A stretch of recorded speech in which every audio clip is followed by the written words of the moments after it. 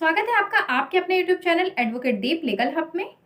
आज के इस वीडियो में हम सीआरपीसी की धारा 2 के बारे में बात करेंगे।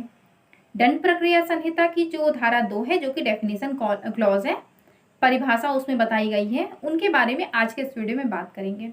अगर आप किसी भी न्यायिक परीक्षाओं की अगर आप तैयारी कर रहे हैं तो आज का ये वीडियो आपके लिए बहुत इंपॉर्टेंट होगा।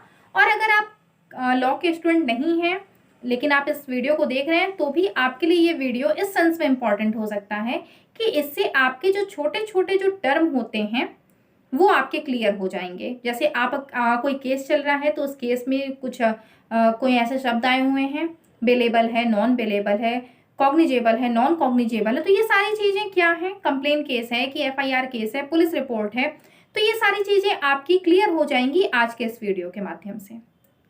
सबसे पहले तो अगर हम बात करते हैं तो हम ये देखेंगे कि हमारा जो दंड प्रक्रिया संहिता है वो 25 जनवरी 1974 को पारित की गई और उसके बाद वो लागू कब से हुई तो वो 1 अप्रैल 1974 को लागू हो गई।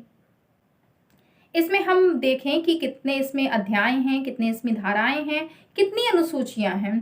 तो इसमें जो अध्याय हैं वो 37 हैं, 37 इसमें चैप्टर्स हैं, जिसमें आपको 484 सेक्शंस मिल जाएंगे, धाराएं आपको 484 मिलेंगी और 2 अनुसूचियां हैं इसमें। लेकिन अगर अमेंडमेंट के बाद की हम बात करें तो अमेंडमेंट होने के बाद इसमें 2 चैप्टर्स और इंक्लूड हुए हैं, जो है 7A और 21A। लेकिन अगर आप किसी प्रतियोगी परीक्षा की तैयारी कर रहे हैं और आपसे वहां पर यह क्वेश्चन पूछा जाता है कि दंड प्रक्रिया संहिता में कितने अध्याय हैं, तो वहां पर आप 37 ही अध्याय लगाएंगे जब तक कि आपसे विशेष रूप से इस बात को ना पूछा जाए। अगर विशेष रूप से पूछा जा रहा है तो 39 आप चैप्टर्स बताएंगे और अन्यथा आप 37 चैप्टर्स इसमें बताएंगे। ये किस लिस्ट का विषय है? तो ये है कॉन्करेंट लिस्ट का, मतलब कि समवर्ती सूची में दंड प्रक्रिया संहिता है। अब ये जो समवर्ती सूची है, ये समवर्ती सूची क्या होती है? तो समवर्ती सूची का मतलब होता है कि इसमें जितनी भी इसमें विषय होंगे उन पर कानून बनाने का अधिकार राज्य सरकार को भी होगा और केंद्र सरकार को भी होगा। राज्य सरकार भी इन विषयों पर कानून बना सकती है और केंद्र सरकार भी बना सकती है। जैसे कि अगर हम एंटीसिपेटरी बेल की बात कर लें तो पहले कुछ समय पहले तक हमारे यूपी में एंटीसिपेटरी बेल के प्रावधान लागू नहीं होते थे। मतलब अग्रिम जमानत का जो प्रावधान था, जो कि हमारे दंड प्रक्रिया संहिता की धारा 438 में बताया गया है, उसका प्रावधान यूपी में लागू नहीं था। अग्रिम जमानत किसी को भी नहीं मिलती थी। तो ऐसा कैसे हो सका? अगर दंड प्रक्रिया संहिता की हम बात करें तो वो तो 438 में बात करती है, लेकिन यूपी नहीं, उस पर अलाउ नहीं करती थी। क्यों नहीं करती थी? क्योंकि ये समवर्ती सूची का विषय है और इस पर अपने नियम, अपने कानून राज्य सरकार भी बना सकती है। और इसी को देखते हुए राज्य सरकार ने अग्रिम जमानत के प्रावधान पर रोक लगा दी थी, जो कि अब फिर से मिलने लगी है। तो ये इसका एक पहले आपके दंड प्रक्रिया संहिता की थोड़ी सी इन्फो थी, जो कि आपको दिया जाना जरूरी था। अब हम बात करते हैं इस दंड प्रक्रिया संहिता सीआरपीसी की सेक्शन 2 के बारे में, कि जो इसकी धारा है 2 वो क्या कहती है। तो ये जो इसकी धारा 2 है वो डेफिनेशन क्लॉज बताती है, उसमें कुछ शब्दों की परिभाषा दी गई है। मतलब कुछ ऐसे कुछ शब्द हैं जिनकी परिभाषा इस धारा में बताई गई है। और कितने शब्दों की, कितने पदों की परिभाषा बताई गई है, तो वो बताई गई है 25 आइटम्स इसमें दिए गए हैं, जिनके बारे में उसका वर्णन किया गया है। और इसमें अमेंडमेंट भी हुआ, जो कि आपका 2008 में हुआ था। 2008 में अमेंडमेंट हुआ था, तो उससे एक 2 सबसेक्शन WA इसमें जोड़ा गया, जो कि विक्टिम की बात करता है, विक्टिम शब्द को परिभाषित करता है। इसमें अब तक 3 बार अमेंडमेंट हो चुके हैं। सबसे जो अभी लेटेस्ट अमेंडमेंट हुआ है वो 2018 में हुआ है हमारे सीआरपीसी में। अब हम सबसे पहले बात करें कि ये इसकी सेक्शन 2 सब क्लॉज A की अगर हम बात करें तो उसमें बताया गया है जमानती और अजमानती अपराधों को, मतलब कि बेलेबल और नॉन बेलेबल ऑफेंस, उसके बारे में कहाँ बताया गया है, तो उसके बारे में 2A में बताया गया है। और इसमें बहुत ही स्पष्ट रूप से ये कहा गया है कि ऐसे अपराध जो प्रथम अनुसूची में या किसी अन्य विधि में जमानती दर्ज बताए गए हैं वो जमानती हैं, और इसके अलावा जितने भी अपराध हैं वो सारे क्या हो जाएंगे, अजमानती अपराध हो जाएंगे, नॉन बेलेबल ऑफेंस हो जाएंगे। मतलब ऐसे ऑफेंसेस जो कि फर्स्ट शेड्यूल में हैं, जमानती बताए गए हैं, या तो किसी अन्य विधि में जमानती जिन्हें बेलेबल बताया गया है वो तो बेलेबल है, इसके अलावा सारे के सारे क्या हो गए, नॉन बेलेबल हो गए। तो इस चीज से आपको ये समझ में आता है कि जितने भी ऑफेंस होते हैं वो सभी नॉन बेलेबल होते हैं जब तक कि विशेष रूप से इस बात का जिक्र न किया जाए, कहीं ना कहीं न किया गया हो। यहां पर आपका ये क्लियर हो गया कि हमारे सीआरपीसी में बेलेबल और नॉन बेलेबल ऑफेंस को कहां पर बताया गया है। तो बेलेबल और नॉन बेलेबल ऑफेंस बताए गए हैं फर्स्ट शेड्यूल में। अगर आपसे ये प्रश्न आए कि बेलेबल और नॉन बेलेबल ऑफेंस कहां पर बताए गए हैं, कि कौन से ऑफेंस बेलेबल होंगे कौन से नॉन बेलेबल होंगे, तो वो बताए गए हैं फर्स्ट शेड्यूल में। और इस बात को कौन बताता है, तो इस बात को बताता है 2A बताता है। अब इसमें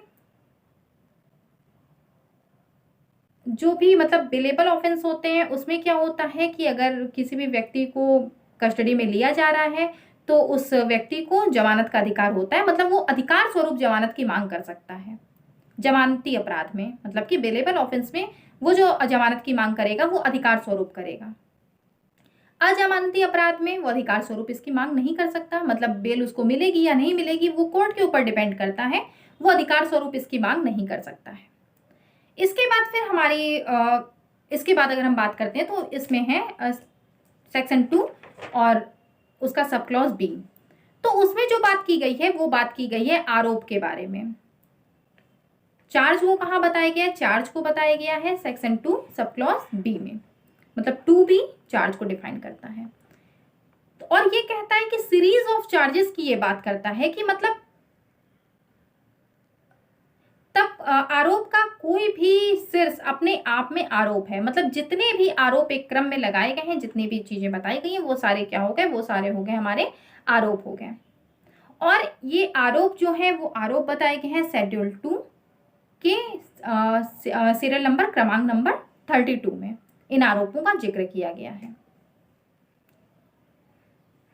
आरोप के बारे में कौन सी धारा बात करती है, तो वो करती है धारा 211 से 224 तक में आरोप की अंतर्वस्तु, त्रुटि का प्रभाव, परिवर्तन, आरोप के संयोजन, इन सब के बारे में बताया गया है। इसके बाद फिर आता है आपका सेक्शन 2C। 2C क्या बताता है, 2C बताता है कॉग्निजेबल ऑफेंस, संज्ञेय अपराध के बारे में कौन सी धारा बात करती है, तो 2G बात करती है, 2C बात करती है संज्ञेय अपराधों के बारे में, कॉग्निजेबल ऑफेंसेस के बारे में। जैसे आपने सुना होगा अगर आप कोई भी केस वगैरह चल रहा है तो आप अगर लॉ के स्टूडेंट नहीं तो आपने सुना होगा कि ये संज्ञेय अपराध है, ये असंज्ञेय अपराध है। अब जो संज्ञेय अपराध होगा तो पुलिस संज्ञेय अपराधों का जो संज्ञान होता है, मतलब उसके उस पर जो भी कॉग्निजेंस लेना है वो पुलिस खुद ही ले सकती है। पुलिस को पावर दी गई है कि अगर कोई भी कॉग्निजेबल ऑफेंस हो रहा है, कॉग्निजेबल अगर कोई भी ऑफेंस हो रहा है तो उस पर वो खुद ही संज्ञान ले सकती है। उसके लिए उसे कोर्ट की प्रायर परमिशन की कोई भी जरूरत नहीं होती है, बिना मजिस्ट्रेट के आदेश के वो संज्ञान उस पर ले सकती है। अगर कई सारे केसेस हैं एक साथ और उसमें से एक कोई कॉग्निजेबल ऑफेंस और बाकी सारे के सारे क्या है, नॉन कॉग्निजेबल ऑफेंस हैं, तो पुलिस सभी ऑफेंसेस को क्या मान लेगी, वो मान लेगी कॉग्निजेबल ऑफेंस, और सभी में वो उसी तरीके से काम करेगी जिस तरीके से कॉग्निजेबल ऑफेंस में काम किया जाता है। अब ऐसे मामलों में पुलिस वाले जो हैं, पुलिस अधिकारी जो हैं, वो किसी भी व्यक्ति को बिना मजिस्ट्रेट के परमिशन के, बिना वारंट के गिरफ्तार कर सकते हैं। ऐसे मामलों में पुलिस को ये जरूरी पूरी शक्ति दी गई है कि वो किसी व्यक्ति को गिरफ्तार कर ले। और संज्ञेय अपराधों में किसी भी संदिग्ध या कोई भी अगर आरोपी है तो पुलिस अधिकारी द्वारा 41A से लेकर के B के अधीन रहते हुए बिना वारंट के गिरफ्तार किया जा सकता है। मतलब वो क्या करेंगे, बस एक नोटिस दे देंगे और वो उन्हें गिरफ्तार कर देंगे। 41A की नोटिस देंगे और 41B में सारे गिरफ्तारी के क्या क्या प्रावधान है वो सारे बताए गए हैं, तो वो देने के बाद उसे गिरफ्तार कर लेंगे। अब इसके बाद ही अगर हम बात कर लेते हैं, क्योंकि हम बात कर रहे हैं कॉग्निजेबल ऑफेंस के बारे में, तो अब इसके बाद हम सीधे बात करते हैं नॉन कॉग्निजेबल के बारे में। जबकि हमारा जो कॉग्निजेबल ऑफेंस है वो 2C में बताया गया है और नॉन कॉग्निजेबल ऑफेंस हमारा 2L में बताया गया है। तो 2L नॉन कॉग्निजेबल ऑफेंस की बात करता है। अब ये नॉन कॉग्निजेबल ऑफेंस ऐसा ऑफेंस होता है जिसमें पुलिस अधिकारी द्वारा खुद से ही संज्ञान नहीं लिया जाता है और ना ही कोई भी अन्वेषण मतलब कोई भी इन्वेस्टिगेशन या कोई भी अरेस्ट वो किसी भी व्यक्ति को बिना मजिस्ट्रेट के ऑर्डर के कर सकते हैं। तो जब तक मजिस्ट्रेट का ऑर्डर नहीं होगा तब तक ऐसे मामलों में पुलिस वाले ना इन्वेस्टिगेशन कर सकते हैं और ना ही वो अरेस्ट कर सकते हैं किसी भी पर्सन को। अब देखिए कॉग्निजेबल ऑफेंस में क्या होता है। कॉग्निजेबल ऑफेंस में एफआईआर लिखी जाती है और नॉन कॉग्निजेबल ऑफेंस में कंप्लेन किया जाता है। कंप्लेन किसके पास होती है? कंप्लेन होती है मजिस्ट्रेट के पास और एफआईआर किसके पास होती है? पुलिस रिपोर्ट किसके पास लिखवाई जाती है? वो लिखवाई जाती है पुलिस थाने में। इसमें नॉन कॉग्निजेबल ऑफेंस में पुलिस वालों के पास गिरफ्तार करने की पावर नहीं है, लेकिन वो किसी भी व्यक्ति का नाम और पता सुनिश्चित करने के लिए सेक्शन 42 के अधीन गिरफ्तार कर सकते हैं किसी व्यक्ति को। मतलब एक तरफ तो उनको अधिकार नहीं दिया गया है, लेकिन कहीं ना कहीं सेक्शन 42 ये कहता है कि अगर उन्हें किसी भी व्यक्ति का नाम और पता सुनिश्चित करना है तो उसके लिए पुलिस वाले गिरफ्तार कर सकते हैं। तो पुलिस वालों के पास ये शक्ति है कि अगर वो चाहे तो आपको गिरफ्तार कर लेंगे आपका नाम और पता सुनिश्चित करने के लिए। तो ये बताया गया है। अब इसके बाद फिर हम बात कर चुके हैं अभी तक सेक्शन 2A, 2B, 2C और 2C के बाद हमने सीधे बात की 2L के बारे में, क्योंकि 2C कॉग्निजेबल ऑफेंस को बताता है और 2L बताता है नॉन कॉग्निजेबल ऑफेंस को। देखिए इन दोनों के बीच में कितना डिफरेंस है, एक जगह 2C है और एक जगह 2L है, तो ये बताता है नॉन कॉग्निजेबल को। इसके बाद फिर हम डी पर आते हैं, सेक्शन 2D पर हम आते हैं। तो 2D में क्या बताया गया है? 2D में बताया गया है कंप्लेन के बारे में, परिवाद के बारे में बताया गया है। 2D में कंप्लेन किसको करेंगे? अभी आपको इसके पहले ही बताया गया कि कंप्लेन हम करेंगे मजिस्ट्रेट के पास। तो कंप्लेन कहाँ कर रहे हैं? मजिस्ट्रेट के पास कर रहे हैं। और ये जो आप कंप्लेन करते हैं वो जरूरी नहीं है कि आप लिखित रूप में ही करिए, आप लिखित या मौखिक रूप में आप कर सकते हैं। कोई भी आपकी कंप्लेन है आप लिखित या मौखिक रूप में कर सकते हैं, वो कंप्लेन मान ली जाएगी मजिस्ट्रेट के पास जब आप कर रहे हैं तो। और इसमें यह भी जरूरी नहीं है कि जिस ऑफेंस जो हुआ है आपको अगर उस व्यक्ति का नाम नहीं पता, जैसे जो आरोपी आपको उसका नाम नहीं पता, तो भी आप उसके खिलाफ कंप्लेन कर सकते हैं। आप ये बता सकते हैं कि आपके साथ ये अपराध हुआ है, आपको नहीं पता कि वो व्यक्ति कौन था, लेकिन वो अपराध किया और आपके साथ अपराध हुआ है, तो आप उसकी कंप्लेन कर रहे हैं, कंप्लेन आपकी वहां पर नोट कर ली जाएगी। इसके लिए कोई भी लीगल फॉर्मेट नहीं होता है कि अगर आप ये पूछें कि कंप्लेन का क्या फॉर्मेट है, तो इसका कोई भी कहीं भी फॉर्मेट नहीं बताया गया है, कोई इसका फॉर्मेट नहीं है। आप किसी भी तरीके से लिखित रूप में, मौखिक रूप में आप कंप्लेन कर सकते हैं। किसी भी पुलिस रिपोर्ट को कंप्लेन नहीं माना जाता, लेकिन अगर किसी पुलिस रिपोर्ट के आधार पर इन्वेस्टिगेशन में ये पाया जाता है कि ये जो मामला है वो नॉन कॉग्निजेबल ऑफेंस से संबंधित है, तो उस पुलिस रिपोर्ट को मजिस्ट्रेट के द्वारा कंप्लेन मान लिया जाएगा और जो जिसने इन्वेस्टिगेशन की है, मतलब जो इन्वेस्टिगेशन ऑफिसर है, उसको क्या मान लिया जाएगा? उसको मान लिया जाएगा कंप्लेनेंट, मतलब उसको परिवादी मान लिया जाएगा।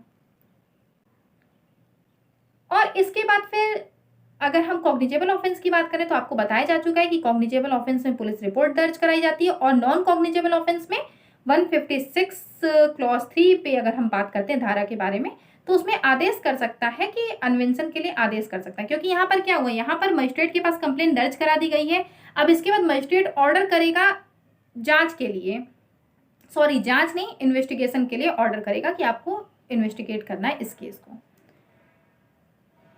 मजिस्ट्रेट 156(3) के अधीन एफआईआर दर्ज करके इन्वेस्टिगेशन का ऑर्डर दे सकते हैं।